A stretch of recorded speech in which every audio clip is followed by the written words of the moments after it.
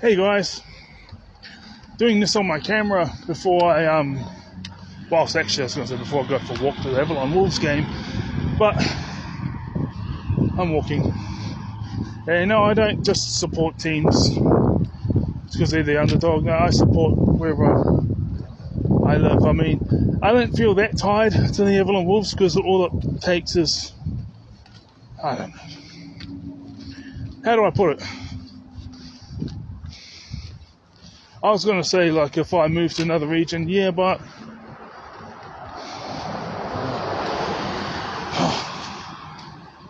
so the thing is this. Well, the thing is I'll only move to another region if I find employment now. So if I find employment here, then obviously I'm going to stay here. So here's the thing. In 2 days' time, it's going to be 5 years, so I reach no contact.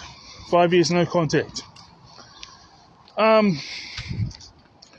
So basically what I've got left is one recording for just thinking, because another one might come up, but at the moment, four deities from Māori mythology that have given me guidance and things like that, and I've listened to.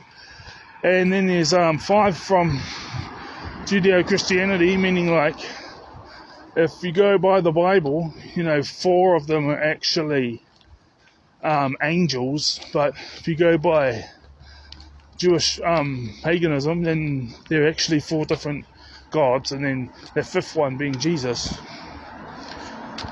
And then there's 3 from Hinduism.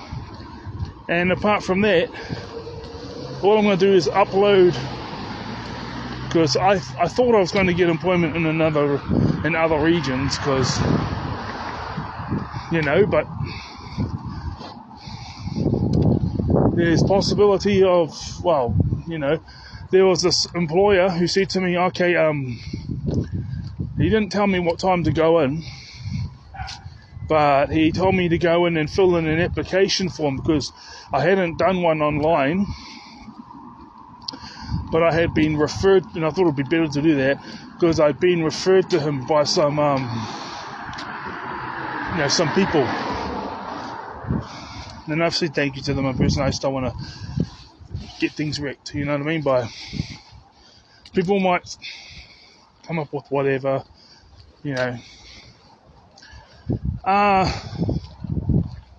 Also, Tony Coles. Yep. Ever since I've done that recording about how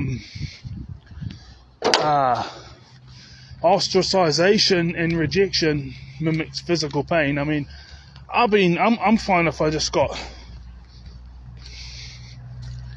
1 or 2 friends that want to hang out once a week, but I'm always on the self-growth. This is how I see it. I'm always on the self-growth journey.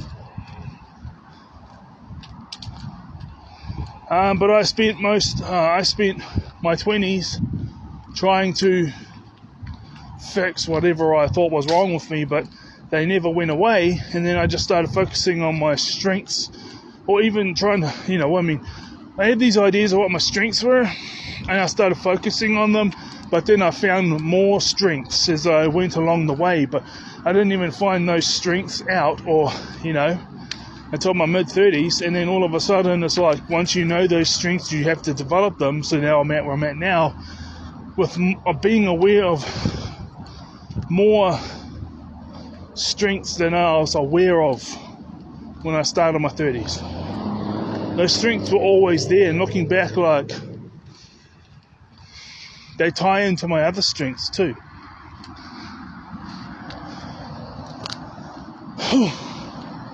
So, apart from the 5 years no contact recordings, as well as those recordings about deities from Hinduism and Judeo-Christianity and Māori mythology that have helped me,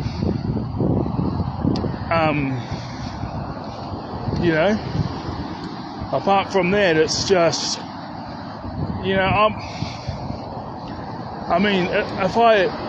once I get employment, if I get employment here and I upload those recordings, so long as my employer realizes that I thought that I was going to get employed elsewhere, because this is, they say I'm going through a hard time, but actually this is like, what makes it easier than all the other times is that I've been here numerous times before, and it wasn't the same situation. Your life gets turned upside down. That's what I'm trying to say.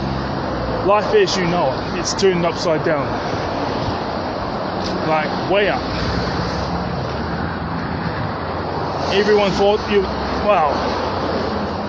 and what makes it easier was I was hoping that these people would be loyal, just like I was loyal. I was hoping,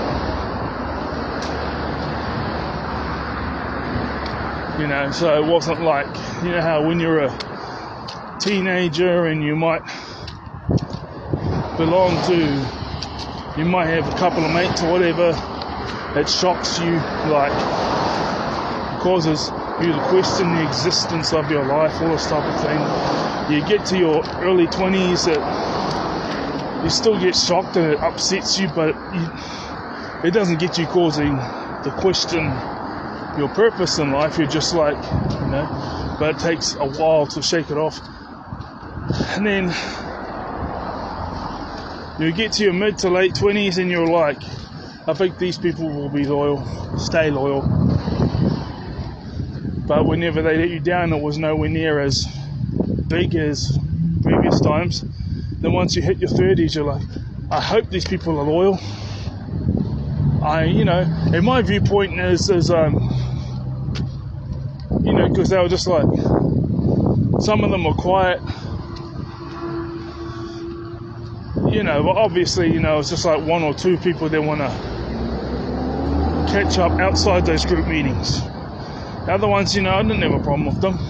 Thanks for the group meetings, But here's the thing. And it's like, and then they try to, that I understand where they're coming from, but because one of the guys that was hanging out with me was like a decade younger, right?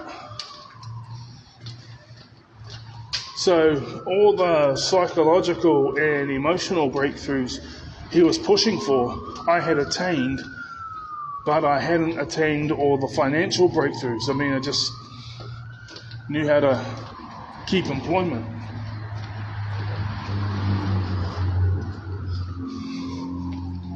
And all that psychological, emotional stuff just came down to the fact of not knowing that I had, I don't know, there's all these different types of ADHD, right? There's 6 of them. I didn't know I had ADHD, and I didn't know that I had autism. But now that I had all the answers, whenever I had, and this is another thing, it was me trying to fix whatever those things were, but you don't have any idea how to fix them because you don't know that you have these things. I didn't know I had ADHD until I was 35. I was about 26 when they said that I met all the criteria for Asperger's syndrome. Some people say there's some differences between Asperger's syndrome and level 1 autism, but others say they're exactly the same. Well, here's the thing. There's and then you find out that you have all these strengths and abilities.